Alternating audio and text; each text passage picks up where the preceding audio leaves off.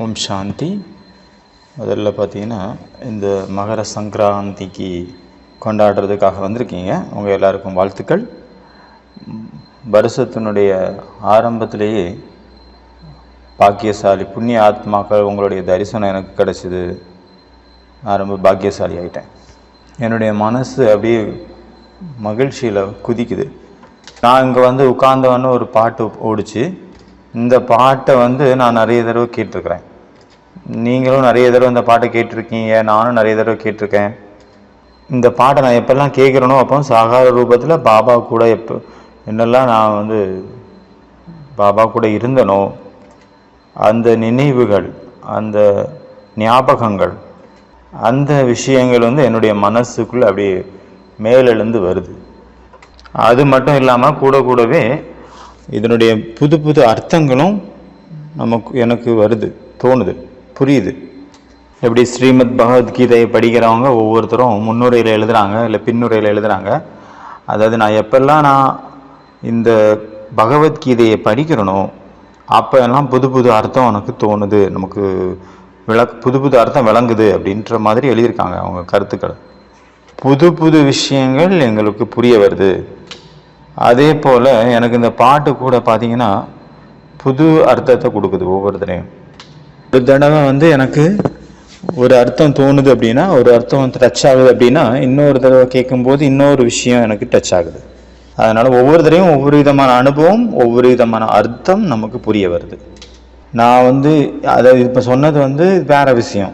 இன்னைக்கு நான் சொல்லக்கூடிய விஷயம் இது கிடையாது. இந்த பாட்டை போட்டதுனால அதனுடைய அர்த்தத்தை நான் சொன்னேன், அவ்வளோதான். பகவான் என்னுடைய துணைவர், அப்போ பயம் படுறதுக்கான விஷயமே இல்லை அப்படின்னு இந்த பாட்டினுடைய லைன். இது ரொம்ப பெரிய விஷயம், சாதாரண விஷயம் கிடையாது. இது பாட்டு என்ன சொல்லுது அப்படின்னா, அவரு கூட நம்ம பாபா என்னுடைய துணைவர் அப்படின்னா அங்கே ஒரு நியமம் இருக்குது. கண்டிப்பாக பகவானுடைய ஃப்ரெண்ட்ஷிப்பு, பகவானுடைய துணை, பகவானுடைய சங்கம் யாருக்கு கிடைக்கும்? பகவானை கூடவே இருக்கக்கூடிய வாழக்கூடிய வாழ்க்கை யாருக்கு கிடைக்கும்? அது யார்? அந்த சௌபாக்கியசாலிகள். பகவானே அவங்களுக்காக எப்பவுமே கூட இருக்கிறார். அது யார் அந்த பாக்கியசாலி? ஏதோ ஒரு நியமம் இல்லை கண்டிஷன் அவங்க ஃபாலோ பண்ணியிருப்பாங்க, அதனால அவங்க தகுதி வாய்ந்தவங்களாக மாறியிருப்பாங்க. பகவான் கூட அவங்க கூடவே இருக்கிறாரு, அவங்களுக்கு எல்லா ஹெல்ப்பும் பண்ணுறாரு அப்படின்னா அதுக்கும் ஒரு குவாலிட்டி இருக்குல்ல. அப்போ அந்த மாதிரி பகவானே அவங்கள தேடி அவங்களுக்கு ஹெல்ப் பண்ணுறாரு, அவங்க கூட இருக்கிறாரு அப்படின்னா எவ்வளோ பெரிய விஷயம், சாதாரண விஷயமா என்ன? அதனால் உலகத்தில் பக்தி யாரெல்லாம் பண்ணுறாங்களோ அவங்க எல்லாருமே என்ன சொல்கிறாங்க, பக்தி பண்ணும்போதே பிரபு நான் இந்த உலகம் அப்படிங்கிற அந்த கடலில் மூழ்கிட்டு இருக்கிறேன். இந்த கடலுக்குள்ளே பெரிய பெரிய திமிங்கலம் இருக்குது, முதலை இருக்குது, நிறைய பாறைகள் இருக்குது, புயல் இருக்குது. அதில் நான் அடித்து செல்லப்பட்டு இருக்கிறேன், நான் அதில் மூழ்கிட்டு இருக்கிறேன். இந்த மாயா விகாரம் அதில் நான் மாட்டிகிட்டு இருக்கிறேன். நான் இதிலிருந்து எனக்கு வெளியே வர முடியலை, என்னால் வெளியே வர்றதுக்கான வழி தெரியலை. நீங்கள் என்னை இதிலேருந்து வெளியே எடுங்க ப்ளீஸ். நிராசையினுடைய ஒரு பாவனையை அங்கே அவங்க வெளிப்படுத்துகிறாங்க பக்தியில். அதாவது உலகத்தில் எந்த ஒரு நம்பிக்கையும் இல்லை, கடைசியில் இருக்கக்கூடிய ஒரே ஒரு நம்பிக்கையான பரமாத்மா கிட்ட கேட்குறாங்க. அதனால் எந்த ஒரு மாயனுடைய புதைக்குழியிலிருந்து வெளியே வர்றது கஷ்டம் மட்டும் இல்லை, அது அசம்பவம், வரவே முடியாது. எது வரைக்கும் ஈஸ்வரனுடைய துணை, கடவுளுடைய துணை கிடைக்கலையோ அது வரைக்கும் வெளியே வர முடியாது. நம்ம எப்போ இந்த பாட்டை கேட்குறோம், பகவான் என்னுடைய துணைவர், நம்ம மனசில் முதல்ல எந்த விஷயம் படுது? நான் நினைக்கிறேன் உங்கள் எல்லாருக்கும் இந்த மாதிரி ஒரு பாட்டை கேட்கும்போது ஏதாவது ஒரு விஷயம் மனசுக்குள்ளே வந்திருக்கும். சர்வ சமர்த்த சுரூபமாக இருக்கக்கூடிய, சர்வசக்திவான் ஞான கடலாக இருக்கக்கூடிய பாபா, அவருடைய துணை நமக்கு கிடைச்சிருக்கு. அவர் உதவி செய்யறதுக்கு ரெடியாக இருக்கிறாரு. மனசு எப்படி சாந்தியாக இருக்கும்? மனசுக்குள்ள ஒரு குஷியினுடைய முழக்கம்லாம் ஏற்படும், தைரியம் வருது, பகவான் என் கூட இருக்கிறார். தைரியம் எப்போ இது வரைக்கும் இல்லையோ அது வரைக்கும் எந்த ஒரு பெரிய காரியமும் அங்கே நடக்காது. மாயா கூட ஃபைட் பண்ணுறதுக்கான, மோதுறதுக்கான நமக்கு ஒரு சாதனம் வேணும். அந்த சாதனை என்ன? நம் மனசுக்குள்ள ஒரு நம்பிக்கை வரணும், ஒரு விசுவாசம் வரணும். பகவான் என் கூட இருக்கின்றார், பாபா என் கூட இருக்கிறார் அப்படின்னா ஒரு நண்பர் போல அவர் என்ன பண்ணணுமோ அதெல்லாம் பண்ணுவார். நம்மளுடைய படகை அந்த கரைக்கு கூட்டிகிட்டு போயிடுவார், நமக்கு நன்மை செய்வார். அதனால் இந்த பாவக்கடல்லேருந்து நம்ம அந்த கரைக்கு போயிடுவோம். மனதை வென்றவரே உலகத்தை வென்றவர்கள், உண்மையான வெற்றியாளர்கள் அப்படின்னா மனசை ஜெயிச்சவங்க தான் அப்படின்னு சொல்கிறாங்க. எப்போ இந்த ஒரு எண்ணம் வருதோ, நான் ஜெயிச்சிரும் அப்படின்னு மனசுக்குள்ள ஒரு உறுதி வருதோ, அப்போ பாதி யுத்தத்தை அவங்க வெற்றி அடைஞ்சிட்டாங்க அப்படின்னு அர்த்தம். எவ்வளோதான் பெரிய அஸ்திர சஸ்திரம் இருந்தாலும் அவங்க மனசு அளவில் தோல்வியை ஒத்துக்கிட்டாங்க, என்னால் முடியாதுன்னு நினச்சிட்டாங்களோ, அப்போ அவங்க தோல்வி நிச்சயம். பகவான் என்னுடைய துணைவர் அப்படிங்கிற அந்த பாடலனுடைய வரிகள் நமக்கு தைரியத்தை கொடுக்குது. மனசுக்குள்ள ஒரு ஊக்கம் உற்சாகம் வருது. இந்த நேரத்தில் நம்ம பரமாத்மானுடைய துணையின் மூலமாக இந்த துக்கத்தினுடைய கடல்ல இருந்து நம்ம வெளியே போயிடுவோம். யார் நம்மளை அந்த கரைக்கு கூட்டிகிட்டு போகக்கூடிய சக்திசாலியான சமர்த்த சுரூபமாக இருக்கக்கூடியவர் நம்ம துணைவர் ஆயிட்டார், நம்ம கூட இருக்கிறார். இப்போ அப்போ நம்மளால் அந்த கரைக்கு நம்ம போக முடியும், கடந்துருவோம் நம்ம இந்த துக்கமான உலகத்தை அப்படின்னு ஒரு நம்பிக்கை வருது. இந்த ஒரு நம்பிக்கை இந்த பாட்டை கேட்கும்போது எனக்குள்ள அப்படி கொழுந்து விட்டு எரியுது. நான் முதல்ல சொல்லிட்டேன், இந்த பாட்டை பற்றிய விளக்கத்தை நான் எதுக்கு சொன்னேன் அப்படின்னா, அந்த பாட்டை கேட்டதுனால. மற்றபடி இன்னைக்கு நான் டாபிக் இது இல்லை. நான் நினச்சேன் என்ன கிளாஸ் எடுக்கிறது, எனக்கு டைம் கிடைக்கல யோசிக்கிறதுக்கு கூட. நேற்றைய அவ்யக்த முரளியை நம்ம கேட்டோம்ல, அப்போ அதிலிருந்து ஏதாவது பாயிண்ட் எடுத்து சொல்லலாம் அப்படின்னு எனக்கு தோணுச்சு. நேற்று பாபா வந்தார் இல்லையா, அந்த முரளியை நான் 2வது படித்தேன். முதல்ல கேட்கும்போது அவ்வளோ கவனம் கொடுக்கல, படிச்சுட்டேன். எனக்கு வாணி வந்துச்சு கையில். எனக்கு தாதி சொன்னாங்க, உனக்கு உடம்பு சரியில்லை, அதனால் ஜானகி தாதி ரூமில் போய் உட்காந்துக்கோ, அங்கே உட்காந்துட்டு கேட்டுட்டு அங்கே இருந்து முரளியை கீழே அங்கே கொஞ்சம் நல்லா கேட்கும், நீ எப்போ பாபா மீட் பண்ணுவார், உங்களெல்லாம் கூப்பிடுவார் ஸ்டேஜுக்கு, அப்போ பாபா மீட் பண்ணு அப்படின்ட்டு. அதனால் நான் நல்லா கேட்க முடிஞ்சது என்னால். அப்புறம் பாபாவையும் நல்லா மீட் பண்ண முடிஞ்சுது. அப்புறம் நான் அதை படிக்கவும் செஞ்சேன் அந்த முரளியை. அதனால் ரொம்ப ஆனந்தம் கிடச்சிது எனக்கு இன்றைய முரளியில், நேற்று முரளியில் ரொம்ப சந்தோஷம் அடைஞ்சேன். ஏன்னா பாபாவனுடைய ஒவ்வொரு வார்த்தையிலையும் மிக ஆழமான ரகசியங்கள் நிறைஞ்சிருக்கு. அது எல்லாருக்கும் புரியாது. இந்த எல்லா விஷயத்தையும் நம்ம எடுக்கிறோம் அப்படின்னா பல நாட்கள் நம்மளுடைய வகுப்பு நடக்கும், பல வருஷம் கிளாஸ் எடுக்கலாம், சீரியஸான கிளாஸஸ். ஆனால் இன்றைக்கி நான் ஒரே ஒரு விஷயத்தை மட்டும் எடுத்து சொல்கிறேன். அதில் ரொம்ப நேரம் உங்களுக்கு கிளாஸ் எடுக்க முடியாது. நான் என்ன ஒரு சிந்தனை பண்ணி வச்சுருந்தேனோ அந்த சிந்தனையை இப்போ உங்கள் கூடயும் சேர்ந்து செய்கிறேன், உங்கள் கூட ஷேர் பண்ணுறேன். அதில் ஒரு விஷயம் இருந்தது, அதில் என்னுடைய ஸ்பெஷல் அட்டென்ஷன் போச்சு, என்னுடைய கவனம் போச்சு. அது என்ன அப்படின்னா, பாபா ஒவ்வொருத்தரையும் பரிவர்த்தனைக்கான விஷயத்தை, மாற்றம் அப்படிங்கிற விஷயத்த சொல்கிறாரு. ஆனால் நேற்று ஒரு ஸ்பெஷலான விஷயம் சொன்னார்.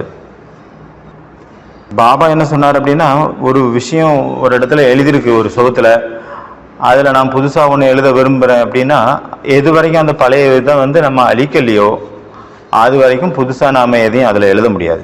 கன்ஃபியூஷன் தான் இருக்கும் அங்கே. இது வரைக்கும் பரிவர்த்தனை கொண்டு வரலையோ நம்ம வாழ்க்கையில், அது வரைக்கும் எந்த ஒரு விஷயத்துக்கும் நமக்கு தீர்வு கிடைக்காது. நம்ம முன்னாடி கேள்வி என்ன அப்படின்னா, ஏன் நமக்குள்ளே மாற்றம் வரல, அதுதான் கேள்வி. நம்மளுடைய மாற்றத்திற்கான ஸ்பீடானது ஏன் கம்மியாயிடுச்சு? எவ்வளோ புருஷார்த்தை நம்ம ஒவ்வொருத்தரும் பண்ணுறோம், ஆனாலும் நம்ம பாபா என்ன விரும்புகிறாரோ அந்த மாதிரி நம்மளால் மாற்றிக்க முடியல. அதற்கான முக்கியமான காரணம் என்ன? நம்ம அதுக்காக என்ன பண்ணணும்?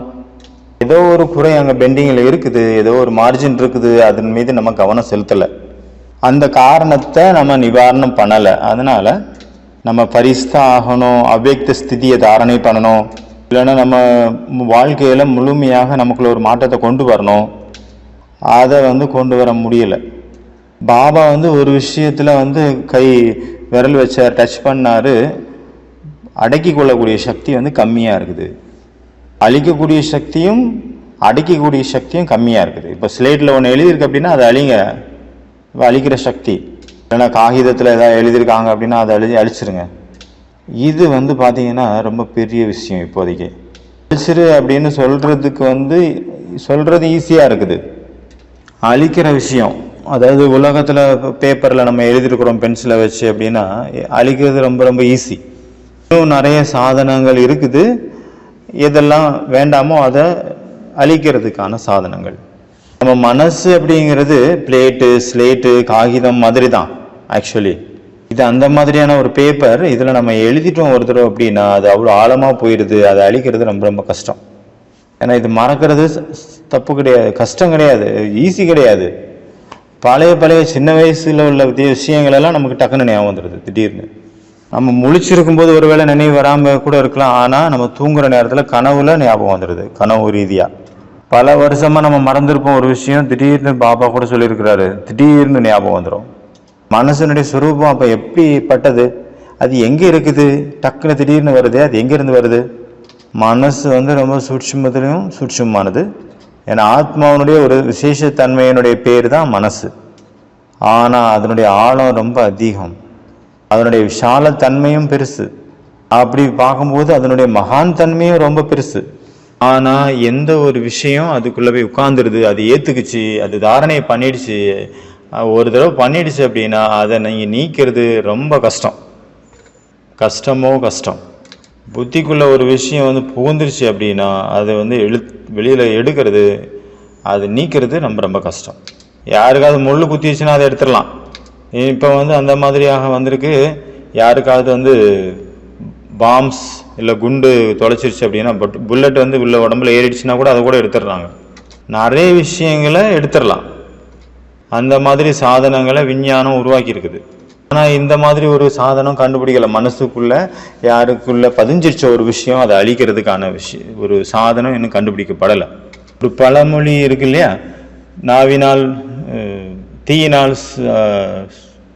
தீயினால் சுட்ட புண் உள்ளாரும் ஆறாதே நாவினால் சுட்ட வடு. அது ஃப்ரெஷ்ஷாக இருக்குது. வாயினால் சுட்ட வடு, நம்ம நாக்கிலேருந்து வரக்கூடிய வாயிலேருந்து வரக்கூடிய வார்த்தைகள் எங்கே போய் அது தாக்குது, அது எவ்வளோ ஆழமாக தாக்குது, அது புண்ணு ஆற மாட்டேங்குது. ஏன்? இதுதான் ஒரு அற்புதம், அதிசயம். பாபா சொல்கிறாங்க இதுதான் மனதினுடைய அதிசயம் அப்படின்னு சொல்லலாம். கீதையில் கூட சொல்லியிருக்காங்க. அர்ஜுனன் கூட என்ன சொல்கிறாரு, அர்ஜுனன் என்னுடைய மனசு அந்த மாதிரி சஞ்சலப்படுது, என்னுடைய கண்ட்ரோலில் இல்லை. இந்த எல்லா நம்மளுடைய சிந்தனையும் இந்த மனசை பற்றி தான். மனசு சரியாயிடுச்சு அப்படின்னா எல்லாமே சரியாயிடும்.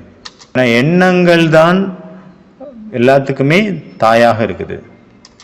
எண்ணங்கள் தான் கர்மத்தின் தாய், எண்ணங்கள் தான் சிந்தனைகளின் தாய். நம்ம என்னெல்லாம் நினைக்கிறோமோ அதுதான் இந்த உலகத்தினுடைய ஒரு விளையாட்டாக மாறுது. இதுதான் நம்மளுடைய வாழ்க்கையின் கதை. நம்மளுடைய கர்ம கணக்கு கூட இந்த எண்ணங்கள் மூலமாக தான் உருவாகுது. ஆனால் இந்த விஷயத்தில் கூட நம்ம கவனிக்க வேண்டியது ரொம்ப முக்கியம். இது கூட நம்ம சிந்தனை பண்ணுறதுக்கு ரொம்ப பெரிய விஸ்தாரமான ஒரு விஷயம்னு சொல்லலாம். சரி, ஆனால் நான் ஷார்ட்டாக சொல்கிறேன். அந்த ஏற்கனவே உள்ள விஷயங்களை அழிக்கிறதுக்கு என்ன பண்ணணும், நம்ம என்ன முயற்சி பண்ணணும்? நம்ம என்ன முயற்சி பண்ணால் ஏற்கனவே எழுதப்பட்ட மனசில் எழுதப்பட்ட புத்தியில் எழுதப்பட்ட விஷயங்களை அழிக்க முடியும்? அதுக்கு என்ன பண்ணணும், எப்படி அழிக்கலாம் சொல்லுங்கள் பார்ப்போம். அந்த விஷயத்தை பற்றி நான் கொஞ்சம் உங்களுக்கு சொல்கிறேன். ஒன்று பார்த்தீங்கன்னா, ஏதாவது ஒரு விஷயத்தை நீங்கள் மன்னிச்சிடுறீங்க, இல்லைன்னா மன்னிப்பு கேட்குறீங்க. மன்னிப்பு மற்றும் கருணை, இரக்கம், இந்த ரெண்டு விஷயமும் மனசினுடைய அவ்வளோ ஹையஸ்டான ஒரு ஸ்டேஜ். யாராவது உங்களுக்கு தப்பு பண்ணியிருக்காங்க, உங்களுக்கு துக்கம் கொடுத்துருந்தாங்கன்னா அதெல்லாம் மறந்துடுவீங்க இந்த விஷயத்தினால. ஒருத்தர் இருந்தார், அவர் உங்களுக்கு ரொம்ப அவமானம் கொடுத்தாரு, உங்கள் கிட்ட பேரை உருவாக்குனாரு, என்னெல்லாம் செய்ய முடியுமோ எல்லாம் செஞ்சார், உங்களை ஒரு வழி பண்ணிட்டாரு, ஏதோ ஒரு வேண்டாத வேலைகள் செஞ்சிட்டாரு உங்கள் கூட. அந்த விஷயத்தை நீங்கள் மறக்கிறதுக்கு முயற்சி பண்ணுறீங்க. ஏன்னா அது உங்களை உறுத்திக்கிட்டு இருக்குது. அடிக்கடி எப்படி கண்ணுக்குள்ளே வருதா ஒரு தூசு போயிடுச்சு அப்படின்னா அது உறுத்துது இல்லை, அதே போல் அது எப்படியாவது அதை நீக்கினப்புறம் தான் மறு வேலை அப்படிங்கிற மாதிரி நம்ம இறங்கிடுவோம்ல. கண்ணுக்குள்ளே ஏதாவது விழுந்துருச்சு அப்படின்னா அதே போல் இந்த விஷயம் கூட ஒரு ஸ்க்ரீனுக்கு பின்னாடினா அப்படி கடைசியில் எங்கேயாவது ஒரு மூலையில் உட்காந்துருக்கும் இந்த விஷயங்கள். நமக்குள்ள இந்த ஒரு கருணை, இரக்கம், அந்த மன்னிக்கக்கூடிய பழக்கம், மன்னிப்பு கேட்கக்கூடிய அந்த ஒரு குணம் நமக்குள்ளே வந்துருச்சு அப்படின்னா, கீதையில் கூட சொல்லியிருக்காங்க. சைனர்கள் கூட பார்த்தீங்கன்னா ஒரு நாள் விசேஷமாக கொண்டாடுறாங்க. எல்லாருக்கிட்டையும் அன்னைக்கு மன்னிப்பு கேட்குறாங்க, மனசை லேஸ் ஆகிறதுக்காக. இது ஒரு நல்ல ஒரு டெக்னிக்கு. எல்லா மத கிரந்தங்கள்லேயும், மதத்தினுடைய நூல்லையும், எல்லா விதமான விசேஷ தர்மங்கள்லையும் இதை தான் சொல்லியிருக்காங்க. நீ மற்றவங்களை மன்னிச்சிரு, அப்போ மற்றவங்க உன்னை மன்னிச்சிருவாங்க. பகவான் யார் மீது கருணை காட்டுவார், யார் மீது இரக்கம் காட்டுவார், யார் மற்றவங்க மேலே இரக்கம் காட்டுறாங்களோ அவங்களுக்கு தான் பரமாத்மா கருணை காட்டுவார், இரக்கம் காட்டுவார். யார் மேலேயும் கருணையே காட்டலை ஒருத்தர் அப்படின்னா அவரு எதுக்கு டிசர்வ் ஆகுவாரா என்ன? அவருக்கு மேலே யாராவது கருணை காட்டுறதுக்கு அவர் டிசர்வ் இல்லை, அவருக்கு தகுதி இல்லை. ஏன்னா அவரு நிறைய பாவங்கள் செஞ்சு வச்சிருக்காரு. மற்றவங்க முன்னாடி மற்றவங்க கூட இதயம் இல்லாத காரியத்தை செஞ்சார். இதயம் இல்லாதவங்க என்ன காரியம் செய்வாங்களோ அந்த மாதிரியான விவகாரம்லாம் செஞ்சுருக்கிறாரு. ஏன்னா ஒரு மனுஷனான்னு சொல்கிற அளவுக்கு ஏதாவது ஒரு காரியம் செஞ்சுருக்காங்க அப்படின்னா அவங்க மேலே எப்படி கருணை வரும், இரக்கம் வரும். அதனால் கருணை காட்டுறது, மன்னிக்கிறது, மன்னிப்பு கேட்குறது, அதை இங்கிலீஷில் சொல்கிறாங்க ஒரு பழமொழி, ஃபர்கிவ் அண்ட் ஃபர்கட் அப்படின்னு சொல்கிறாங்க. ஃபர்கிவ் பண்ணிட்டீங்க அப்படின்னா ஃபர்கட் ஆயிரும். அதாவது மன்னிச்சிட்டிங்க அப்படின்னா அங்கே எல்லாமே மறந்து போயிடும். ஒரு விஷயம் ஒன்று நடந்துடுச்சு, அதை ஒருத்தவங்க மன்னிச்சிட்டீங்க அப்படின்னா அந்த விஷயம் மறந்து போயிடும். மன்னிக்கவே இல்லைன்னா அது ஞாபகம் இருந்துகிட்டே இருக்கும். மன்னிச்சிருங்க. அந்த விஷயத்தை, அந்த குழப்பத்தை, அந்த தலை முழுகிறதுக்கான ஒரே வழி இதுதான். கையெடுத்து கும்பிட்டு காலில் விழுந்துருங்க. சாமி மன்னிச்சிருங்க, தப்பு நடந்து போச்சு, சரண்டர் ஆயிருங்க. ஒரு மன்னிப்பு கேட்கறதுனால பாருங்க எவ்வளோ லாபம். இப்போ ஒரு ஹார்மனி ப்ரோக்ராம் ஒன்று நடந்தது மதுபனில். அப்போ தாதி சொன்னாங்க, எப்போ நான் ஹார்மனி அப்படின்னா என்னன்னா, ஹார்னா ஹிந்தியில் தோல்வி, எப்போ நான் ஹார்மானி அப்படின்னா ஹிந்தியில் சொல்கிறாங்க அதனுடைய அர்த்தத்தை. எப்போ நான் தோத்துட்டேன், தோல்வியை ஒத்துக்கிட்டேன், ஆமாம் சாமி நான் தோத்துட்டேன் சாமி அப்படின்னு ஒத்துக்கிட்டேன் அப்படின்னா அப்போ தான் அங்கே ஒற்றுமை வரும். நான் தான் ஜெயிக்கணும், நான் தான் அப்படின்னு நின்னவன், தலையை நெஞ்சை நிமித்திட்டு நின்னோம் அப்படின்னா அங்கே ஹார்மனி எப்படி வரும், அதாவது ஒற்றுமை எப்படி வரும், வேற்றுமையில் ஒற்றுமை எப்படி வரும். அவங்க குழுவில் ஒற்றுமை எப்போ வரும் அப்படின்னா, ஒருத்தர் முன்னாடி இன்னொருத்தர் தோல்வி அடைஞ்சிட்டார் அப்படின்னா தான். தோல்வியை ஒத்துக்கிட்டாரு, சரி ஓகே நான் தான் தப்பு பண்ணிட்டேன் அப்படின்னு ஒத்துக்கிட்டாரு அப்படின்னா அங்கே சண்டையே வராதே. நான் தலை வணங்கி போயிட்டேன் அப்படின்னா எப்படி சண்டை வரும்? நம்ம இப்படி நினைக்கிறோம், அதாவது எந்த ஒரு விஷயமும் என்னுடைய மனசுக்குள்ளேருந்து உறுத்தக்கூடாது, அது ஊசி மாதிரி முள் மாதிரி குத்திட்டே இருக்குது, இல்லை கண்ணில் விழுந்த தூசி மாதிரி. அதுலேருந்து விடுபடுறதுக்கான ஒரே ஒரு விஷயம் மன்னிச்சிருங்க. ஒரு விஷயம் நீங்கள் இப்படி பண்ணுவீங்க, அந்த ஆளை பற்றி ஊர் ஃபுல்லாக பரவிங்க, இந்த ஆள் இந்த இவ்வளோ மோசம், சரி கிடையாது, எல்லாம் ஒரு மனுஷனா, இவெல்லாம் பிகே அப்படி இப்படின்னு நீங்கள் சொல்லிட்டு போகிறவங்கள்ட்டெல்லாம் நீங்கள் புலம்பிகிட்டு இருக்கலாம். அது ஒன்று நடக்கும். இவருக்கு ஒன்றெல்லாம் ஹெல்ப் பண்ணியிருந்தேன், எப்படி விவகாரம் பண்ணேன், ஆனால் இன்னைக்கு இந்த ஆள் என்ன பண்ணிட்டார், என்கிட்ட என்ன விவகாரம் பண்ணிட்டார், இப்படி எக்ஸட்ரா. அந்த சின்ன விஷயமா தான் இருந்திருக்கும். இந்த மாதிரி பெருசாக ஆக்கி நீங்கள் அது ஒரு புராணமாக மாற்றிடலாம். அதனுடைய பக்கங்களை நீங்கள் அதிகப்படுத்திட்டே போகலாம், ஊர் ஃபுல்லாக சொல்லலாம். இது ஒரு மெத்தடு. விஸ்தாரம் பண்ணி ஒரு சாஸ்திரமாக உருவாக்கிடலாம். எப்படி ராமாயண கதை, மகாபாரத கதை மாதிரி. இன்னொரு மெத்தடு, அதை அழிச்சிடுங்க, அதை நீக்கிடுங்க, அதை முடிச்சிடுங்க. என்னத்தை அதை வச்சு என்ன பண்ண போறீங்க? இன்னொருத்தருடைய கெட்ட விஷயத்தை மனசில் வச்சு என்ன பண்ண போறீங்க நீங்கள்? முற்றிலுமாக இது டைம் வேஸ்ட்டு. ஆக்சுவலி தன்னுடைய மனசை உள்ளுக்குள்ளே வச்சுக்கிட்டு நான் மனசை துக்கப்படுத்திட்டு இருக்கிறேன், அதாவது துக்கத்தினுடைய என்னுடைய நாட்களை அதிகப்படுத்திட்டு இருக்கிறேன், என்னுடைய துக்கத்தினுடைய மணி நேரத்தை அதிகப்படுத்திட்டு இருக்கிறேன். யோகா பண்ண சொன்னது பாபா கூட சுகத்தை எடுக்கிறதுக்காக. ஆனால் நான் என்ன பண்ணிட்டு இருக்கேன்? துக்கத்தை எடுத்துட்டு இருக்கிறேன், துக்கத்தை பரப்பிட்டு இருக்கிறேன். துக்கம் கொடுக்கக்கூடாது, துக்கம் எடுக்கக்கூடாதுன்னு நீங்கள் விரும்புகிறீங்க அப்படின்னா இந்த ஒரு மெத்தடு மட்டும்தான். மன்னிச்சிருங்க அவங்கள ஆஞ்சி, அப்போ உங்களுக்கு மன்னிப்பு கிடைக்கும். கோலாப்பன், கள்ளம் கபடமற்ற தன்மைன்னு பாபா சொல்கிறாங்களா, அதனுடைய லட்சணம் இதுதான். அதனுடைய லட்சணம் நிறைய இருக்குது, அதில் இது ஒன்று. கள்ளம் கபடமற்றவர் அப்படின்னா என்ன பண்ணுவார்? அவர் மன்னிச்சிருவார். சீக்கிரமாக ஒருத்தருடைய அந்த வடுவானது சீக்கிரமாக ஆடுறதுக்கான ஒரு மெத்தடு அவங்கள மன்னிச்சிருது. சரிப்பா போப்பா, மன்னிச்சிட்டப்பா, அடுத்த வேலைக்கு போகலாம் அப்படின்ட்டு அடுத்த ஸ்டெப்புக்கு முன்னேறுறது. இந்த மாதிரி யார் இருக்காங்களோ அவங்க கூட கள்ளம் கபடமற்ற தன்மையுடையவங்க அப்படின்னு சொல்ல முடியும். அதுக்காக இப்படி கிடையாது, இவர் என்ன தப்பு பண்ணாருன்னு அவருக்கு தெரியாது அப்படின்லாம் கிடையாது. அப்படி கிடையாது, அவருடைய மனசு கல்லால் ஆனது அப்படின்னு கிடையாது. அவருக்கு அவமானம் எல்லாம் ஃபீல் ஆகாது அப்படின்னு எந்த ஒரு மனுஷனும் கிடையாது. அந்த ஆளுக்கு ஒரு வேல்யூவும் இல்லை, ஒரு மரியாதையும் இல்லை, என்ன வேணாலும் பேசிட்டு போகலாம் அப்படின்னு கிடையாது. அவருக்கு அவருடைய மரியாதையெல்லாம் யாரோ திருடிட்டு போயிட்டாங்க, இவர் மானம் கட்டவர் அப்படின்னு கிடையாது. ஆனால் அவருடைய அப்ரோச்சு, அவருடைய ஆட்டிடியூடு சமுதாயத்தில் என்ன இருக்குது அப்படின்னா, சரி விட்டு தள்ளுப்பா அப்படின்னு தான் இருக்குது. அவர் தான் கள்ளம் கபடமற்றவர். மன்னிச்சிட்டேன் போப்பா, அதனால் மன்னிச்சிருங்க, ஃபார்கிவ் பண்ணிடுங்க. அப்பந்தான் அந்த விஷயம் ஃபார்கெட் ஆகும், மறக்க முடியும், மனசுலேருந்து போகும். மறந்து போகிறதுக்கான, நடந்த விஷயங்களை மறந்து போகிறதுக்கான ஒரு மெத்தட் இது. ரெண்டாவது விஷயம் பார்த்தீங்கன்னா டைவர்ஷன். மனசை இந்த பக்கத்தின் பதிலாக இன்னொரு பக்கத்துக்கு கொண்டு போகிறது. ஒரு மெத்தட் பார்த்தீங்கன்னா மனிதர்கள் அதை வந்து ஃபாலோ பண்ணுறாங்க, அதனால் துக்கம் அடைகிறாங்க.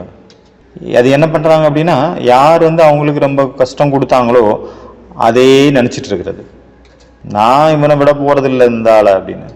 என்னை ரொம்ப கஷ்டப்படுத்திட்டாரு, விட மாட்டேன், பழிக்கு பழி வாங்கியே தீருவேன், வாழ்க்கை ஃபுல்லாக என்னை வறுத்தெடுத்துட்டாயா, இந்த மாதிரி செஞ்சுட்டே இருப்பாங்க, இந்த மாதிரி புலம்பிகிட்டே இருப்பாங்க. அடிக்கடி அவர் செய்த கொடுமைகளெல்லாம் இவங்களுக்கு ஞாபகம் வந்துகிட்டே இருக்கும். அவரை பார்க்கும் போதெல்லாம் இவங்களுக்கு பழைய நினைவுகள் வந்து அவங்களுக்குள்ள ஒரு போராட்டத்தை கொண்டு வரும். அதனால் ஃபயர் ஆயிடுவாங்க. அடிக்கடி உள்ளுக்குள்ளே உள்ளுக்குள்ளே வெந்துட்டு இருப்பாங்க. அதனால் அவர் அடிக்கடி நினைவு வருது அப்படின்னா என்ன ஆகும், அந்த நினைவுகள் அந்த ஞாபகங்கள் ஃப்ரெஷ்ஷாக இருக்குது அப்படின்னா அது ஸ்ட்ராங் ஆயிடுச்சு. அப்புறம் அது எப்படி மறக்க முடியும்? ஸ்ட்ராங்காக உட்காந்துரும். ஒரு விஷயத்தை நம்ம அடிக்கடி நினைக்கிறோம், நல்லதோ கெட்டதோ, அது என்ன ஆகுது, மனசுக்குள்ளே பதிஞ்சிருது, ஸ்ட்ராங் ஆயிடுது.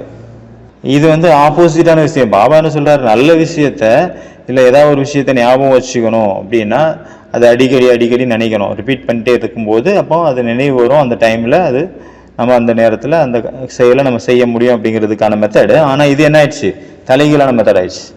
குழந்தைங்களுக்கு பாடம் சொல்லி கொடுக்குறாங்க அப்படின்னா அவங்களுக்கு கற்றுக் கொடுக்குறாங்க. குழந்தைங்களுக்கு பார்த்தீங்கன்னா ஏதாவது ஒரு புது விஷயத்தை கற்றுக் கொடுக்குறாங்கன்னா அடிக்கடி அதை சொல்ல வைக்கிறாங்க, ரிப்பீட் பண்ண வைக்கிறாங்க, புனராவிருத்தி பண்ண வைக்கிறாங்க. அப்போ தான் அந்த குழந்தைங்களுக்கு நினைவு இருக்குது, ஞாபகம் இருக்குது, அவங்களுடைய மெமரி பக்கவாகுது, மறக்காது. அடிக்கடி நீங்கள் ரிப்பீட் பண்ண வச்சிங்க அப்படின்னா எந்த ஒரு விஷயத்தை ஞாபகம் வைக்கணும்னு நினைக்கிறீங்களோ அதை அடிக்கடி நீங்கள் ரிப்பீட் பண்ணணும். டெலிஃபோன் நம்பரை பற்றி உங்களுக்கு தெரிஞ்சிருக்கும். ஏதோ ஒரு விஷயத்துக்காக நீங்கள் அடிக்கடி ஒரே நம்பரை டயல் பண்ணுறீங்க அப்படின்னா அங்கே உங்கள் புத்தியில் உட்காந்துறதுல தானாவே, அப்புறம் நீங்கள் விரும்பாட்டா கூட உங்கள் புத்தியில் அது உட்காந்துரும். ஒரு வேளை இப்படி எடுத்துக்கிறோம், இன்றைக்கி நீங்கள் டயல் பண்ணீங்க ஒரு நம்பரை, அது நீங்கள் ஒரு வருஷம் பண்ணல, ஒரு வருஷம் கழித்து பண்ணால் ஞாபகம் வருமா? வராது, அது மறந்தே போயிடும். அதனால் இதே போல் யாரோ ஒருத்தவங்க உங்களுக்கு ஏதோ கஷ்டம் கொடுத்துருக்காங்க அப்படின்னா நீங்கள் அதையே அடிக்கடி நினச்சிட்டு இருந்தீங்க அப்படின்னா அதை நீங்கள் ரிப்பீட் பண்ணிகிட்ருக்கீங்க, உங்கள் மனசில் பதிச்சிட்ருக்கீங்கன்னு அர்த்தம். அப்போ துக்கத்தினுடைய கடலில் தான் மூழ்கிட்டு இருப்பீங்களே தவிர துக்கத்துலேருந்து நீங்கள் வெளியே வரவே மாட்டீங்க. சரி, அதுக்காக என்ன பண்ணலாம்? உங்களுடைய அட்டென்ஷன், அதாவது அந்த கவனம் இருக்கு இல்லையா, அந்த கவனத்தை இன்னொரு பக்கம் செலுத்துங்க. அந்த பக்கத்துலேருந்து அதை மாற்றிட்டு இன்னொரு பக்கத்தில் அந்த உங்களுடைய அட்டென்ஷனை கொடுக்கணும். நமக்கே நிறைய தடவை அனுபவம் இருக்கும், நம்மளுடைய கவனம் வந்து வேறு ஏதோ விஷயத்தில் பிஸி ஆகிடுச்சு அப்படின்னா நமக்கு நிறைய விஷயங்கள் மறந்தே போயிடும். இப்போ நம்ம ஆஃபீஸ் வேலையில் இருக்கிறோம், பிஸியாக இருக்கிறோம், அதுலேயே மூழ்கிட்டோம் அப்படின்னா சில நேரம் பார்த்தீங்கன்னா சாப்பிட கூட மறந்து போயிடும். யாராவது ஞாபகப்படுத்தினா தான் சாப்பிடலையான்னு கேட்டால் தான் ஆமாம் சாப்பிடல, டைம் ஆயிடுச்சு அப்படின்னு சாப்பிட வருவோம். அந்த அளவுக்கு நம்மளுடைய கவனம் எந்த பக்கம் போகலையோ அந்த நினைவு வராது, அது மறந்து போயிடும். அதனால் மறக்கிறதுக்கான ஒரு மெத்தட் வந்து கவனத்தை இன்னொரு பக்கம் செலுத்துறது. ஒருத்தர் வந்து அந்த காலத்தில் டைப்பிங்கெல்லாம், இப்போ கூட டைப்பிங் இருக்குது, நிறைய பேர் இன்ஸ்டியூஷன் அங்கே போய் டைப்பிங் கற்றுக்கிட்டாரு. அதை 10 வருஷமாக அவர் டைப்பிங் கற்று சர்டிஃபிகேட்லாம் வாங்கிட்டாரு. ஆனால் 10 வருஷமாக கேப் விட்டார், அதை பண்ணவே இல்லை டைப்பிங் ஒர்க்கு. அப்புறம் ஞாபகம் வருமா அவருக்கு? மறந்து தானே போவோம். மறுபடியும் அவர் அந்த கலையை கொண்டு வர்றதுக்கு ரொம்ப போராட வேண்டியிருக்கும். அந்த ஞாபகங்கள், அந்த நினைவு, அந்த மெமரி வந்து தூசு தட்ட வேண்டியதாக இருக்கும், துருப்பிடிச்சு போனதாக இருக்கும். எப்போ வந்து நம்ம வந்து அதை தூசி தட்ட வேண்டியது இருக்கும் அப்படின்னா எப்போ அது ரொம்ப நாள் ஆயிடுச்சோ, அப்புறம் எது வரைக்கும் நீங்கள் ரிப்பீட் பண்ணலையோ, இந்த 2 காரணங்களால் அது வந்து பார்த்திங்கன்னா அந்த ஞாபகங்கள் இல்லாமலே போயிடுது. காராக இருந்தாலும் சரி, எல்லாமே ஸ்கூட்டி எல்லாமே இந்த மாதிரி தான். ரொம்ப நீண்ட கால பயிற்சி இருக்கணும், இல்லைன்னா அது ரிப்பீட் பண்ணியிருக்கணும். நம்மளுடைய மனசு பார்த்திங்கன்னா பழைய மனிதர்கள், பல தேக அபிமானத்தினுடைய விஷயங்கள் அதிலெல்லாம் மூழ்கி கிடக்குது. அப்போ அதிலேருந்து நம்ம எப்படி நம்மளுடைய புத்தியை வந்து நீக்கிறது? அதை நம்ம எது வரைக்கும் அதை நீக்கலையோ, புத்தியை அந்த பக்கத்தில் இருந்து இந்த பக்கம் மாற்றலையோ, அப்போ அது வரைக்கும் எப்படி சுகம் சாந்தி கிடைக்கும்? ஏன்னா இது கணக்கு வழக்கினுடைய உலகம். ஒவ்வொருத்தருமே ஒவ்வொருத்தருக்கு துக்கம் கொடுத்துருக்காங்க, துக்கம் எடுத்துகிட்டு இருக்காங்க, அதுதான் நடந்துட்டு இருக்கு. அதனால தான் சொல்லப்படுது, நினைவு பண்ணுங்க, சிவபாபாவை நினைவு பண்ணுங்கன்னா என்ன அர்த்தம்? உங்களுடைய அட்டென்ஷனை இந்த பக்கம் டைவெர்ட் பண்ணுங்க அப்படின்னு அர்த்தம். அதாவது உங்களை வந்து உள்ளே உறுத்திட்டு இருக்கக்கூடிய விஷயத்த மனசை மாற்றிட்டு எது உங்களுக்கு சுகம் கொடுக்கக்கூடிய விஷயமோ அந்த பக்கம் உங்களுடைய கவனத்தை செலுத்துங்க. எப்படி மாற்றுறது? இன்னொரு பக்கம் நீங்கள் அதை மனசு செலுத்துனீங்கன்னா அங்கேருந்து மாற்றிட்டீங்கன்னு அர்த்தம். அதனால அட்டென்ஷனை வந்து டைவர்ட் பண்ணுங்க. அப்போ இந்த மாதிரி நம்ம செய்யும் போது தான் நமக்கு பழைய விஷயங்களெல்லாம் மறந்து போகுமே தவிர, இதுதான் ஒரே ஒரு மெத்தடு. அட்டென்ஷனை வந்து டைவர்ட் எப்படி பண்ணுறது, அதுக்காக பாபா சொல்லியிருக்காரு. அதுக்காக பாபா சொல்கிறாங்க, உங்கள் தரப்பில் உங்களை நீங்களே செக் பண்ணுங்க. யார் வந்து அந்தர்முகியாக உள்நோக்கு முகமுடையவங்களா இருப்பாங்களோ அவங்கள செக் பண்ணுவாங்க. யார் வெளிநோக்கு முகமுடையவங்களா இருக்காங்களோ, வெளியில் சிந்தனையில் பிஸியாக இருக்காங்களோ, அவங்க மற்றவங்கள செக் பண்ணிட்டு இருப்பாங்க. அவங்க மற்றவங்கள நோட் பண்ணிட்டு இருப்பாங்க. இது என்ன ஆள், இது சரி கிடையாது, தப்பாக பண்ணிட்டு இருக்கிறாரு, பண்ணுறதெல்லாம் மோசடி அப்படின்ட்டு அடுத்த ஆளை நோட் பண்ணிட்டு இருப்பாங்க. மற்றவங்களையே செக் பண்ணிட்டு இருப்பாங்க அந்த ரிப்போர்ட்டர்ஸ் மாதிரி. யார் வந்து மற்றவங்கள செக் பண்ணிட்டே குறைகளையே செக் பண்ணிட்டு இருக்காங்களோ அவங்க தானும் முள் கிரீடத்தை அணிஞ்சிருப்பாங்க, மற்றவங்களுக்கும் முள் கிரீடத்தை தான் அணிவிச்சிட்டு இருப்பாங்க. இது கூட ஒரு பழக்கம், அடிமைத்தனம். இந்த ஒரு விஷயத்துக்கு மற்றவங்களுடைய கெட்ட விஷயத்த கேட்டு அதில் ஆனந்தப்பட்டு இன்னொருத்தவங்களுக்கு அதை சொல்லலை அப்படின்னா அது வரைக்கும் அவங்களுக்கு தூக்கம் வராது. இது கூட ஒரு அடிமைத்தனம் தான். இதுலேருந்து எப்படி விடுபடுறது? இந்த மாதிரி ஊறி போனவங்களை எப்படி டைவர்ட் பண்ணுறது? அதுக்கான ஒரே ஒரு மெத்தட் என்ன அப்படின்னா, இன்ட்ரோவர்ஷன் பண்ணுங்க. எக்ஸ்ட்ராவர்ஷனுக்கு பதிலாக இன்ட்ரோவர்ஷன் பண்ணுங்க. உள்நோக்கு முகம், உள்ளுக்குள்ளே போங்க. வெளிநோக்கு முகத்துக்கு பதிலாக உள்நோக்கு முகமாக இருக்கணும். இதுதான் ஒரு மெத்தடு. தன்னை தானே செக் பண்ணணும்.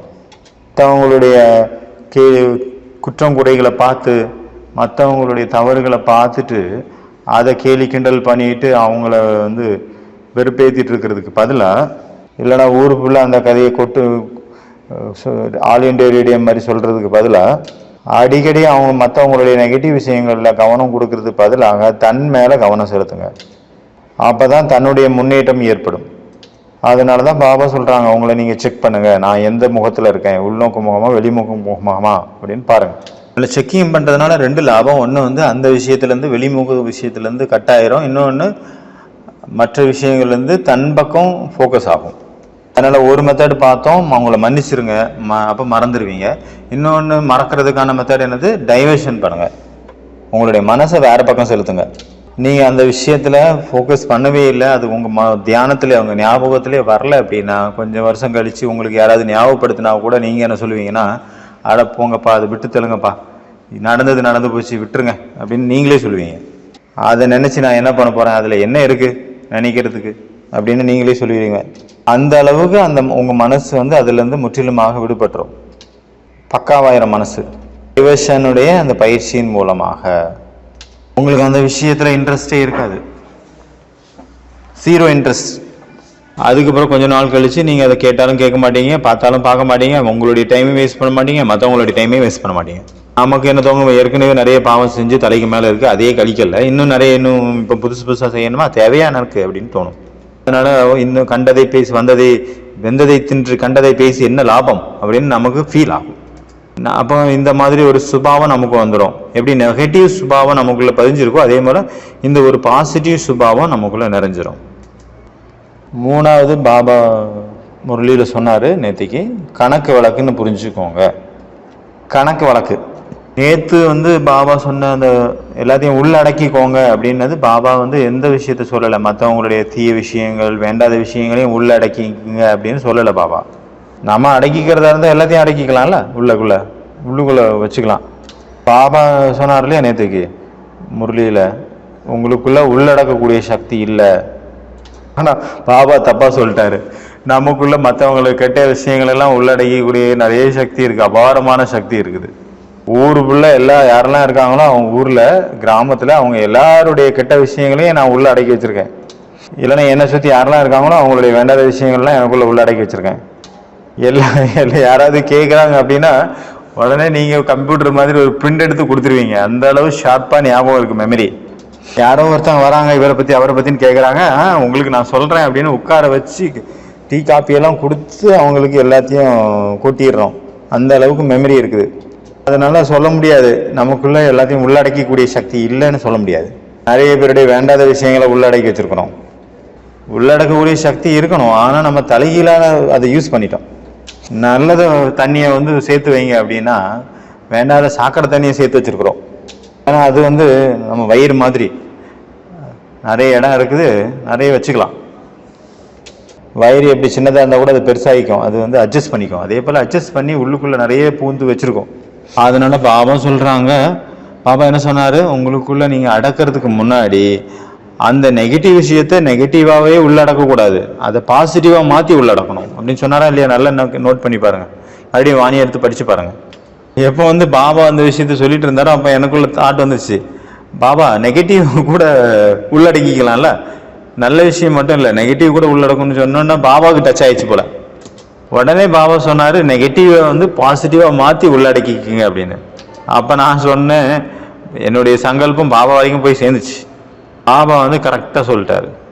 அதனால் உள்ளடக்கிக்கிறது அப்படின்னா உள்ளடக்கிறது மட்டும் இல்லை, நெகட்டிவ் விஷயத்தை உள்ளடக்கக்கூடாது, நெகட்டிவை பாசிட்டிவாக மாற்றிட்டு தான் உள்ளடக்கணும். ஏன்னா நெகட்டிவை மறக்கிறதுக்கான விஷயத்தை பற்றி பேசிகிட்டு இருக்கோம், அப்புறம் அது எப்படி உள்ளடக்கிறது?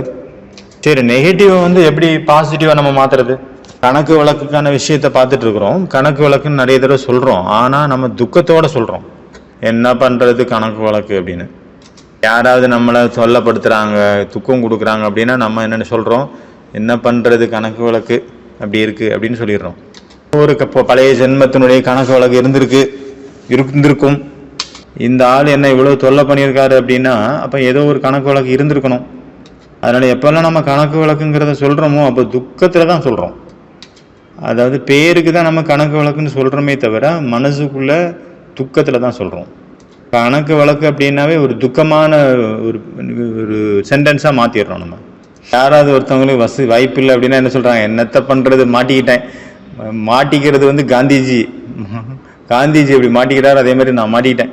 இந்த மாதிரி ஒரு பழமொழி இருக்குது ஹிந்தியில், அது சொல்கிறாங்க. அந்த மாதிரி இப்படி ஒவ்வொருத்தருமே வேறு வழி இல்லாத சூழ்நிலையில் இன்னொரு காரியம் தான் செய்கிறாங்க. மகாத்மா காந்திஜி கூட என்ன பண்ணார், பார்ட்டிஷனை ஓகே பண்ணிட்டாரு. நிறைய பேர் சொல்கிறாங்க இவர் இந்தியா பாகிஸ்தான் பிரிகிறதுக்கு இவரும் உடந்தையாக இருந்தார் அப்படின்றாங்க. சிலர் சொல்கிறாங்க இல்லைங்கிறாங்க, சிலர் சொல்கிறாங்க இல்லை மௌனமாக இருந்தார்ல அது கூட சம்மதத்துக்கு அறிகுறி தானே அப்படின்றாங்க. அவர் எதிர்க்கல அந்த விஷயத்த அப்படின்றாங்க. ஆனால் அவர் சொன்னார், என்னுடைய டெட் பாடி மேலே தான் பாகிஸ்தான் உருவாகும் அப்படின்னாரு. நாடு பிரியாது அப்படின்னு சொன்னார். ஆனால் வேறு வழியே இல்லாத ஒரு சூழ்நிலை அங்கே அமைஞ்சிருச்சு. அதனால் இந்த விஷயத்தை பார்த்துட்டு மனிதர்கள் அந்த மாதிரி சொல்கிறாங்க. வேறு வழி இல்லாத நிலை அப்படின்னா அது காந்திஜி தான் அப்படின்ற மாதிரி சொல்கிறாங்க. அதே போல் நம்ம கூட கணக்கு வழக்கு அப்படின்னு நம்ம சொல்கிறோம் அப்படின்னா அது கூட வேறு வழி இல்லாமல் சொல்கிறோம், கஷ்டப்பட்டு சொல்கிறோம். ஆனால் பாபா என்ன சொல்கிறாரு, குஷியோட இந்த விஷயத்த சொல்லுங்கள். கணக்கு வழக்கு முடிஞ்சிருச்சு, சுதந்திரம் கிடச்சிருச்சு. என்ன ஒரு கடனை வாங்கிட்டு வந்தீங்களோ போன ஜென்மத்தில், அது கொடுக்காம எங்கே போவீங்க? யாருக்கு கடன் வாங்கியிருந்தோன்னா தண்டனை என்ன கொடுப்பாங்க கோர்ட்டில்? ஒன்று ஜெயிலுக்கு போகணும், இத்தனை வருஷம் ஜெயில் தண்டனை. இன்னொன்று அவருக்கு பணத்தை கொடுத்துடணும், வாங்கின கடனை திருப்பி கொடுத்துடணும். இந்த மாதிரி எங்கேயுமே கிடையாது. அப்படி மறந்துடுவாங்க விட்டுருவாங்கலாம் கிடையாது. நீங்கள் வாங்கினீங்க அப்படின்னா இன்றைக்கி இல்லாத நாளைக்கு நீங்கள் கொடுத்து தான் ஆகணும். அதனால் சந்தோஷமாக கொடுத்தாலும் சரி, அழுது கொடுத்தாலும் சரி, அது உங்கள் கையில் தான் இருக்குது. நிறைய பேருக்கு உடம்பு சரியில்லைன்னா கூட, ஏதாவது வியாதி, அதை சரியே பண்ண முடியாத ஒரு வியாதி வந்தால் கூட அவங்க என்ன பண்ணுறாங்க, குஷியாக இருக்காங்க. அவங்களுடைய அந்த துக்கத்தை அவங்க முகத்தில் கொண்டு வர்றது கிடையாது. முகத்தில் கொண்டு வரலன்னு அர்த்தம், மனசில் கொண்டு வரலன்னு அர்த்தம். அப்போ என்ன சொல்கிறாங்க, இது கடைசி கணக்கு வழக்கு அப்படின்றாங்க. ஏன்னா இது கடைசி கணக்கு வழக்கு, இதை முடிச்சு தான் ஆகணும், முடிக்காமல் போக முடியாது. ஏன்னா எல்லாரும் முன்னாடியும் அவங்க செய்த கணக்கு வழக்கு முன்னாடி வருது. நிறைய பேர் அழுது புலம்புறாங்க, துடிக்கிறாங்க, கத்துறாங்க. அதனால் இப்போ கணக்கு வழக்குங்கிறத ஞாபகம் வச்சுக்கோங்க. அதுவும் எப்படி, குட் இன்டென்ஷனோட, நல்ல ஃபீலிங்கோட. சரி ஓகேப்பா, நம்ம தலையில் இருந்த பாவ சுமை இறங்கிடுச்சு, அது கழிஞ்சிருச்சு, இவ்வளவாது முடிஞ்சிருச்சே, இனி இன்னும் இருந்தது அப்படின்னா இன்னும் கொடுக்கணுன்ட்டு இருக்கும். குறைஞ்சது இப்போதைக்கு இவ்வளவு கழிஞ்சிருச்சு இல்லையா அப்படின்னு சந்தோஷப்படணுமா. அது கணக்கு வழக்கினுடைய ஃபீலிங் எப்படி இருக்கணும், அந்த ரிலீஸ் ஆயிடுச்சு அப்படின்ற மாதிரி இருக்கணும். ரிலீஃப் ஆயிடுச்சு. நம்மளுடைய திங்கிங் மட்டும் பாசிட்டிவாக இருக்கக்கூடாது, நம்மளுடைய ஃபீலிங்ஸும் பாசிட்டிவாக இருக்கணும்.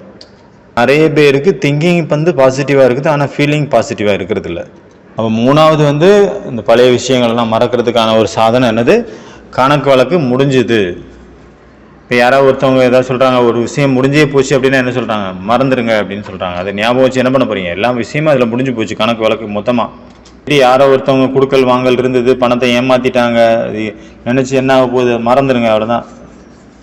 அது இப்போ விஷயம் முடிஞ்சு போச்சு அங்கேயே. அப்புறம் நாலாவது பார்த்தீங்கன்னா, மனசினுடைய ஸ்பெஷாலிட்டி என்ன அப்படின்னா, அது மறக்கவும் செய்யுது, ஞாபகம் வச்சுக்குது. சில விஷயங்களை மறந்து போயிடுது, சில விஷயங்களை ஞாபகம் வச்சுக்குது. ஆனால் செலெக்ஷன் வந்து தப்பாக இருக்கலாம், ஆனால் கண்டிப்பாக செலக்ட் பண்ணுது. மறக்குது நினைக்குது அப்படின்னா அதுக்கு பின்னாடி ஏதோ ஒரு இருக்குது நியமம். ஏன் அந்த மனசு சில விஷயங்களை ஞாபகம் வச்சிருக்கு, சில விஷயங்களை மறக்குது? அதுக்கான காரணம் என்ன? எந்த ஒரு விஷயத்தில் எனக்கு சம்மந்தமே இல்லையோ, எனக்கு கொடுக்கல் வாங்கல் ஒன்றுமே இல்லையோ, தேவையே இல்லையோ, அதை எதுக்கு உட்காந்து நினச்சிட்டு இருக்கணும்? யாராவது ஒருத்தவங்க வேண்டாத விஷயம் இன்னொருத்தருடைய விஷயத்த சொல்கிறாங்க, ரொம்ப நீளமாக நீட்டி சொல்கிறாங்க அப்படின்னா உங்களுக்கு தோணுது அது தேவையில்லை அப்படின்னா, உங்களுக்கு இப்படி தோணுது அது நமக்கும் இதுக்கும் சம்மந்தம் இல்லையே அப்படின்னு. இவர் வந்து எதுக்கு நம்மகிட்ட இதெல்லாம் சொல்லிட்டு இருக்காரு? அந்த மாதிரி உங்களுக்கு என்ன வந்துருச்சு அப்படின்னா, இப்போ இருக்கிற வேலையில் விட்டுட்டு இதெல்லாம் நான் பார்க்கணுமா அப்படின்னு நமக்கு தோணிடுச்சு அப்படின்னா அந்த விஷயத்தில் உங்களுக்கு கவனமே போகாது, காது கொடுத்தே கேட்க மாட்டீங்க. நீங்கள் அவருக்கு சொல்லவும் மாட்டீங்க நிறுத்தியா போதும் எதுக்கு சொல்லிட்டு இருக்க அப்படின்னு சொல்ல மாட்டீங்க. ஆனால் நீங்கள் அவர் சொல்லிட்டு இருப்பாரு, நீங்கள் நிறுத்திருப்பீங்க உங்கள் மனசுக்குள்ளே. அப்படி சொல்ல முடியாத சூழ்நிலையில் வாயை மூடிட்டு நம்ம கேட்டுட்டு தான் இருந்தாகணும். ஆனால் உள்ளுக்குள்ளே அதை நீங்கள் கவனம் கொடுக்க மாட்டீங்க. உள்ளுக்குள்ளே போகாது, காதோட நின்று போயிடும், காதுலேயே வராது, சத்தம் தான் கேட்கும். நீங்கள் என்ன சொல்லுவீங்க? எனக்கும் அதுக்கும் எந்த ஒரு சம்மந்தமும் இல்லை, எனக்கு தேவையில்லை, இதனால் எனக்கு ஒரு லாப நஷ்டம் கிடையாது. நம்ம அதில் போய் எதுக்கு வந்து மண்டையை மூக்க நுழைக்கணும்? அதனால் இப்படி புரிஞ்சுக்கோங்க, ஒவ்வொரு மனிதனும் ஒவ்வொரு காரியம் செய்கிறாங்கன்னா அதனுடைய கொடுக்கல் வாங்கல் அவங்க கணக்கு, அவங்க தலையெழுத்து, அவங்க யார் செய்வாங்களோ அவங்க அடைவாங்க. அதில் நான் போய் என்ன பண்ண போகிறேன்? அந்த விஷயத்தை நம்ம எதுக்கு சொல்லிகிட்டு இருக்கோம்? அவங்க செஞ்சாங்கன்னா தப்பு, அதை அவங்க தான் அனுபவிக்க போகிறாங்க, நான் அனுபவிக்க போகிறேன் கிடையாதுல்ல. நாம் அதை தடுக்கவும் முடியாது, அதை மாற்றவும் முடியாது. அப்போ எதுக்கு நான் அதை போய் அவங்கள இழுத்துக்கிட்டு அவங்க கிட்ட பேரை வைக்கணும்? அவங்க ஊருக்குள்ளே எதுக்கு நான் சொல்லணும்? என்ன வேலை எனக்கு என்ன? அதனால எனக்கு என்ன கிடைக்க போகுது? தப்பு பண்ணுறவங்க தண்டனை அனுபவிப்பாங்க அப்படின்னு நமக்கு தெரிஞ்சு போச்சு அப்படின்னா அப்போ நான் அதில் போய் என்ன பண்ண போகிறேன்? நிறைய பேர் இப்படினே இருப்பாங்க, ஒவ்வொரு ஊர்லேயும் கவர்மெண்ட்டுக்கு கூட சொல்லிக்கிட்டே இருப்பாங்க, நமக்கும் அதுக்கும் சம்மந்தமே இருக்காது, அதில் போய் மூக்க நுழைச்சிட்டு எதையாவது பேசிகிட்டு இருப்பாங்க, டைம் பாஸ் ஆகலைன்னு. இப்போ பிராமணர்கள் ஏரியாவில் போயிட்டு அங்கே மீனியா இல்லைன்னு கேட்டால், பிராமணர்கள் இருக்கக்கூடிய ஏரியா அவங்க குரூப்பாக ஒரு கிராமம் மாதிரி இருப்பாங்க, கிராமம்னு சொல்லுவாங்க அவங்க இருக்கிற இடத்துலலாம். அங்கே போயிட்டு இங்கே ஏன் மீன் இல்லை அப்படின்னு கேட்டால் அங்கே எப்படி எதுக்கு மீன் தேவையே இல்லை. அதே போல் நிறைய விஷயங்கள் அப்படி இருக்கும், நமக்கு தேவையே இல்லை, அங்கே வந்து அதை சொல்லிகிட்டு இருக்கு எதுக்கு? அதை நினச்சிட்டு அதை ஞாபகம் வச்சுட்டு அது புத்தியில் சுமையாக்கிட்டு அந்த தேவையில்லாத ஞானத்தை ஞாபகம் வச்சுக்கிட்டு அதை தலைகீழான நேரத்தில் யூஸ் பண்ணிவிட்டு, இன்றைய உலகமே அப்படி தான் இருக்குது. ரேடியோவில் கேட்குறாங்க, நியூஸ் பேப்பர் படிக்கிறாங்க, டிவியில் பார்க்குறாங்க, எல்லாத்தையும் பார்த்துட்டு தன்னுடைய ஃப்ரெண்ட்ஸு கூட உட்காந்துட்டு அந்த கதையை பேசிகிட்டு இருக்கிறது தான் பொழப்பாகவே இருக்குது நிறைய பேருக்கு. அதுக்கும் நமக்கும் சம்மந்தமே இருக்காது, நம்ம அங்கே ஒன்றும் வெட்டி முடிக்க போகிறதில்ல, ஆனாலும் உட்காந்து அதை பற்றி பேசிகிட்டு இருக்குது. இதெல்லாம் விளங்காத உருப்படாத விஷயமாக தான் இருக்கும் அவங்க பேசுகிறதெல்லாம், மனசை கெடுக்கக்கூடிய விஷயமாக தான் இருக்கும். எது நமக்கு அது சம்மந்தமே இல்லையோ 100% ஒன்றும் பண்ண போகிறதில்ல, நான் ஒன்றும் பண்ணவும் முடியாது, அதை பற்றி பேசிகிட்டு இருக்கிறோம் அப்படின்னா அது 100% வேஸ்ட்டு. அதனால் ஞாபகம் வச்சுக்கோங்க, எந்த ஒரு விஷயம் அதை மறுபடியும் நினைக்கிறாங்களா பேசுகிறாங்களா உடனே அது மனசுக்குள்ளே உட்காந்துருந்தா அது மனசுக்குள்ளே அப்படி அடிக்கடி ஞாபகம் வருது. அடிக்கடி ஒரு மனசுக்குள்ளே ஒரு பொருள் வந்து ஞாபகம் வருது அப்படின்னா நம்ம நல்லா பதிச்சிருக்கோன்னு அர்த்தம், அது காரியத்துலேயும் வந்துடும் அப்படின்னு அர்த்தம். நம்ம மனசு வந்து ரொம்ப ஆழமான காரியம் செய்யக்கூடிய பயங்கரமான ஒரு பொருள். அது என்ன புரிஞ்சுப்போம்? இது நேரப்படி இந்த விஷயத்தை அவங்களுக்கு எடுத்து கொடுக்கணும் அப்படின்னு நினச்சிக்கும். இந்த விஷயம் வந்து எப்போவாவது ஒரு நிமிஷத்தில் ஒரு டைமில் வந்து அதை ஞாபகப்படுத்தி விட்டுறோம் இந்த மனசு. அப்போ நான் இவங்க என்ன நினைப்பாங்க, ஓ இவர் இப்படியெல்லாம் பண்ணியிருக்காரு, அப்போ நானும் அதே மாதிரி பண்ணுவேன் அப்படின்னு. அதாவது தப்பாக வந்து காப்பி பண்ணுது. ஏன் தப்பாக வந்து காப்பி பண்ணாரு? ஏன்னா எந்த ஒரு விஷயத்தில் சம்மந்தமே இல்லையோ அதை கேட்டுகிட்டே இருந்ததுனால, உள்ளே பூத்திட்டே இருந்ததுனால, வேண்டாத விஷயங்கள், அந்த நியூஸ் பேப்பர் டைம் பாஸ் ஆகலைன்னு நியூஸ் பேப்பரில் கண்ட விஷயம்லாம் பேசி உள்ளே பூத்தி வச்சதுனால அது இப்போ வேலை செய்யுது உள்ளே உட்காந்து. அந்த தேவையில்லாத விஷயங்களை கேட்டு கேட்டு உள்ளே புகுத்தி அது இன்னைக்கு ஒரு வேலையை செஞ்சிருச்சு. பூட்டை எப்படி திறக்கிறது, எப்படி திருடுறது, எப்படி கற்பழிச்சாங்க, வேற நேரம் போகலன்னு உட்காந்து இந்த மாதிரி டீட்டெயிலான விஷயத்தெல்லாம் பேசும்போது பேசி உள்ளுக்குள்ளே அவங்க பூத்திட்டாங்க. அது சமயத்துக்கு யூஸ் ஆயிடுச்சு. அப்போ அதனுடைய பலன் என்ன ஆச்சு? ஒரு நாள் அவரே பூட்டை உடைச்சிட்டாரு. இப்படி பூட்டை உடைக்க ஆரம்பிச்சிட்டாரு. கடைசியில் பார்த்தா அவர் திருடன் ஆகிட்டாரு. அவர் கேட்டால் பதில சொல்கிறாரு, இந்த மாதிரி நான் படித்தேன் புக்கில் அப்படின்றாரு. இல்லை நான் டிவியில் பார்த்தேன், படத்தில் பார்த்தேன் அப்படிங்கிறாரு. இல்லை இன்னொருத்தர் பேசினதை கேட்டேன் அப்படிங்கிறாரு. இப்போ ரிசல்ட் என்னாச்சு? நெகட்டிவ் தானே. ஹிந்தியில் ஒரு பழமொழி உண்டு, எந்த வழியில் நீங்கள் போகலையோ அதற்கான வழியை எதுக்கு கேட்கணும் அப்படின்ட்டு. எந்த வழியில் நம்ம போகலையோ அந்த வழியை பற்றி நம்ம எதுக்கு யோசிக்கணுங்கிற அப்படிங்கிற மாதிரி சொல்லுவாங்க பழமொழி. அதனால் எது நமக்கு தேவையோ இல்லையோ அந்த விஷயத்தை கேட்டுகிட்டே இருந்தாங்க. அதனால் அது தவறான காரியம் நம்மளை செய்ய வச்சிருச்சு. இதுதான் தீய சவகாசம் அப்படிங்கிறது. உலகத்தில் அந்த மாதிரி நிறைய விஷயம் இருக்குது. நம்ம விரும்பாட்டா கூட நிறைய பேர் நம்ம காதில் போட்டு போயிடுறாங்க. ஆனால் நம்ம என்ன நினைக்கணும், இது நமக்கு தேவையில்லாத விஷயம் அப்படின்னு நம்ம புரிஞ்சுக்கிட்டோம் அப்படின்னா நம்ம அந்த விஷயங்கள் நமக்கு உள்ளே போகாமல் நம்ம தடுக்க முடியும். அதனால் இது 4வது பாயிண்ட், நம்ம ஒரு விஷயத்தை மறக்கிறதுக்காக. அப்புறம் 4 விஷயங்கள் பாபா சொன்னார். எந்த ஒரு விஷயத்தை நம்ம மறக்கிறோம் இல்லைன்னா நல்ல விஷயங்களை உள்ளே புகுத்தணும் அப்படின்னா 4 விஷயங்கள். அதில் ஃபஸ்ட்டு பார்த்தீங்கன்னா சுபசிந்தனை. அதில் நம்ம சுபசிந்தனை வச்சுட்டோம் அப்படின்னா ஒருத்தர் செஞ்ச விஷயத்தின் மேலே, அப்போ அதை பாசிட்டிவாக நம்ம மாற்றும் போது நம்ம அதை உள்ளுக்குள்ளே பாசிட்டிவாக உள்ளே பூத்துறோம், உள்ளடக்கிறோம் அப்படின்னு அர்த்தம். ஆனால் சுபசிந்தனை ரொம்ப ரொம்ப இம்பார்ட்டண்ட்டான ஒரு விஷயம். பாபா இவருக்கு சத்புத்தி கொடுங்க, இவருக்கு ஹெல்ப் பண்ணுங்க, இந்த ஆத்மாவனுடைய புத்தியினுடைய பூட்டை திறங்க, இந்த மாதிரி நமக்கு அந்த ஆத்மா மேலே சுப பாவனை இருக்கும் பட்சத்தில் இவரும் திருந்தி இவரும் நல்லவராயிரட்டும் அப்படின்னு, இவரும் என்னுடைய சகோதர ஆத்மா, இவங்களுக்கு ஏதாவது ஒரு ஞான பாயிண்டை டச் பண்ணி அவங்களும் ஞானத்தில் நல்லபடியாக போகட்டும், இந்த மாதிரி நம்ம யோசிக்கிறோம் அப்படின்னா இது நம்ம மன்னிச்சது மாதிரி அர்த்தம். ஈக்குவல் டு மன்னிப்பு. ஃபஸ்ட்டு பாயிண்ட் பார்த்தோம்னா மன்னிக்கிறது அந்த மாதிரி. ஆனால் நிறைய தடவை இந்த விஷயந்தான் யூஸ் ஆகுது. மன்னிப்பு கேட்குறது கூட எல்லா இடத்துலையும் மன்னிப்பு கொடுக்கறது கூட எல்லா இடத்துலையும் வர்றதில்லை, மேட்ச் ஆகிறதில்ல. ஆனால் இந்த விஷயங்கள் நிறைய இடத்துல யூஸ் ஆகுது. சுபசிந்தனையாளர் சுயசிந்தனையாளர் சுபசிந்தனையாளர். அதனால் நேற்று இந்த 2 விஷயத்தையும் பாபா சொன்னார். அதாவது தனக்காகவும் நல்ல எண்ணங்களுடையவர், மற்றவங்களுக்காக நல்ல எண்ணங்களுடையவர். இது 2 இருந்தது அப்படின்னா எந்த ஒரு நெகட்டிவும் நமக்குள்ளே உட்காரது. எப்படி தண்ணியில் வரைஞ்சிங்க அப்படின்னா எழுதுனா அங்கே நிலைக்குமா என்ன, அதே போல் ஆயிரும். நீங்கள் எழுத அது அழிஞ்சிட்டே இருக்கும். ஏன்னா தண்ணியில் எழுத்துக்கள் நிற்காது. யாரும் பிரபுஜி எங்களுடைய அவகுணத்தை வைக்காதுங்க அப்படின்ட்டு பக்தியில் சொல்கிறாங்களே, கடவுளே எங்களுடைய தவறுகளை எங்களுடைய தீய குணங்களை உங்களுடைய இதயத்தில் வைக்காதீர்கள் அப்படின்ட்டு. கடவுள் என்ன பதில் சொன்னார் அதுக்கு, நான் மறந்துட்டேன், நீ தான் நினச்சிட்ருக்க அப்படின்ட்டு. அதே போல் நம்ம மற்றவங்களுடைய விஷயத்தை நம்ம மறந்துடுவோம். அதனால் அப்புறம் நம்ம அதை மறக்கக்கூடிய முயற்சி பண்ண வேண்டிய அவசியம் கிடையாது, அவசியம் வராது. இது எல்லாத்தையும் விட ரொம்ப முக்கியமான விஷயம் என்ன அப்படின்னா ஈஸ்வரிய ஸ்மிருதி, கடவுளின் நினைவு, பாபாவுடைய நினைவு இருந்தது அப்படின்னா நிலையாக, அதன் மூலமாக இந்த எல்லா விஷயத்தையும் அழிக்கக்கூடிய சக்தி கிடைக்கும், சுப பாவனையினுடைய சக்தி கிடைக்கும், மன்னிக்கக்கூடிய சக்தி, எல்லாமே எல்லா குணமும் அதுக்குள்ளே நிறைஞ்சிரும்.